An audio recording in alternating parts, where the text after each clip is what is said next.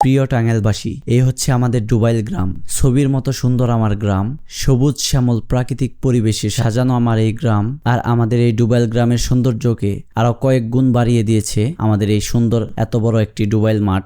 আজকের এই রোদমাখা সুন্দর ওয়েদারে আমাদের মাঠকে দেখতে আরো বেশি সুন্দর লাগছে।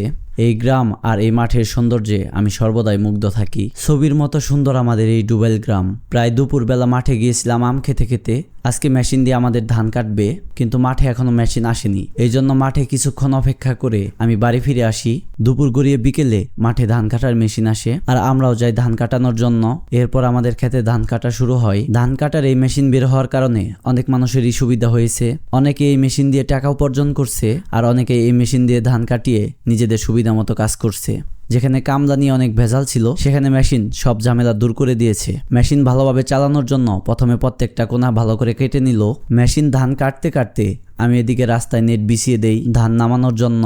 ধান কাটা শেষে এখন ধানগুলো নামানোর প্রসেস চলছে। আসলে এই কাজগুলো দেখতে খুবই ভালো লাগে। খুবই সুন্দরভাবে ধানগুলো নামানো হচ্ছে। অবশেষে সবগুলো ধান নামানো হলো। এরপরে আমরা ধানগুলো ছালাই ভরে বেঁধে নিলাম এবং অটোতে উঠিয়ে দিলাম বাড়িতে নিয়ে আসার জন্য। ধান নিয়ে কিছু দূর আসার পর আমরা অটোতে উঠে বসলাম।